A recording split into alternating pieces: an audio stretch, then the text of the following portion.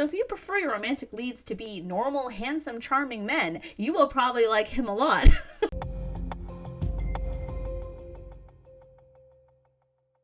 Hello, welcome to Sound and Fury Book Reviews. As usual, I'm Tina.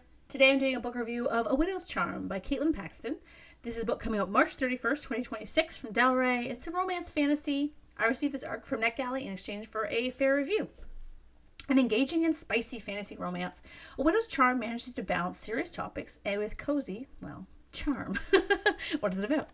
Lady Hildegarde Croft is accustomed to changes in position. After all, she rose from maidservant to lady of the manor when she married Lord Thorgood Croft. But when he dies unexpectedly, the plans that would have protected her and the people of Croft will die along with him. What's a widow to do? Potential salvation arrives in the form of Lord Elmwood, who is fleeing the consequences of using his forbidden charm to raise the dead. Now he's injured, destitute, and hiding out at the neighboring estate. For Hilda, blackmailing Lord Elmwood to resurrect Thorgood seems like the perfect solution. For Elmwood, beautiful Lady Croft seems like the ideal distraction from his troubles. The problem is, all she wants from him is the horrifying power he knows he can never use again. I will admit, I had a reading comprehension fail on this one, like with the jacket copy. I kind of saw a necromancer and my mind instantly went to brooding outcast wizard. But Elmwood is not like that at all. The other blurb for the book, the shorter one that's on Goodreads, the one that I read is from NetGalley, makes it clear that he's rakish. So this was entirely on me, this misconception. So yes, there's no semi-evil wizard holed up in a tower in this. There's kind of a tower. So yeah, that was just kind of like something that I thought I was getting into. So, when we were introduced to this bisexual playa who is perpetually horny for Hildegarde, I was like, oh.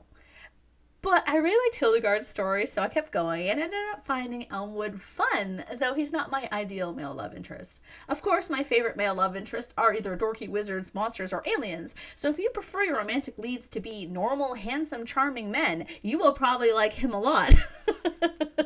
This is a me, not you situation. I thought the world building, at least the amount that surrounded the story itself, which is sort of isolated kind of off on its own in this world, was far more developed than I was expecting.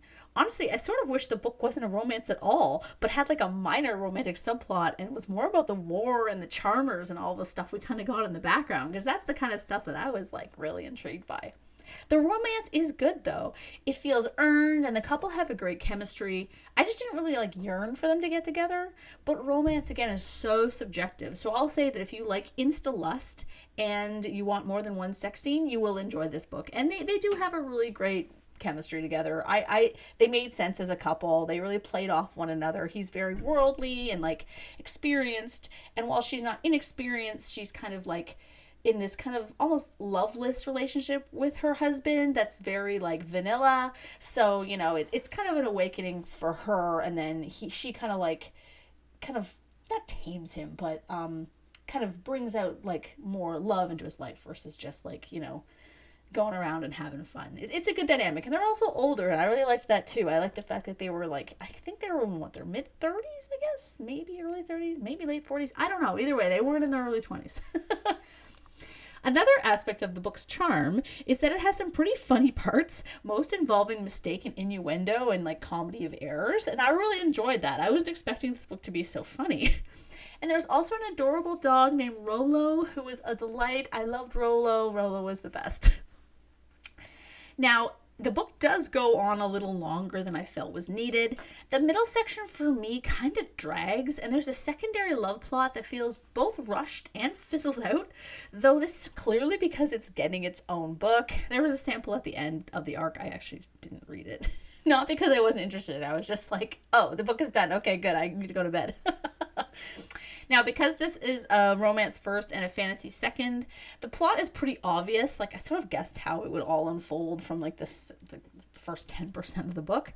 But again, if you're looking for happily ever after, if you're in it for, like, the kind of the romance angle, this is not a problem. And it wasn't a problem. I've talked about this before. I have a video where I talk about the difference between fantasy romance fantasy, you know, romantasy, etc. And really, like, if you put too much focus on the plot in a romance story, you lose the romance. And so it's a balancing act. I think this book actually did pull it off quite well. That being said, though, I think one of the main reasons why the romance for me wasn't my kind of favorite aspect of the book was because there's a lot of telling the reader more than is needed in terms of the character's emotions when it could have been implied a lot more. I guess it lacks subtlety, which is why I kind of didn't really ship them that much, because it's like Elmwood is so horny for her all the time, and that's fine. But I'm just like, do we have to hear about it every 5 seconds? Like, I know he's got the hots for her. Maybe, like, show it a bit more. Maybe give us a bit more lingering glances instead of, like, telling how much he wanted to jump her bones. Anyway, then again, that could be just, me really loving subtlety as opposed to blatantness. Unless it's, like, a joke, and then I'm fine with being blatant. I have a very particular I'm very particular when it comes to romances, okay? I'd give this one a solid 4 stars, though. I really enjoyed it. It's a fun, cozy read that isn't fluffy. It's really worth checking out. If you love romance, if you love fantasy, if you want kind of a mix of both, I think you'll really enjoy this. And also if you love dogs. Rolo was the best. So thank you again to NetGalley and to the publisher for the e-arc. I really appreciate it.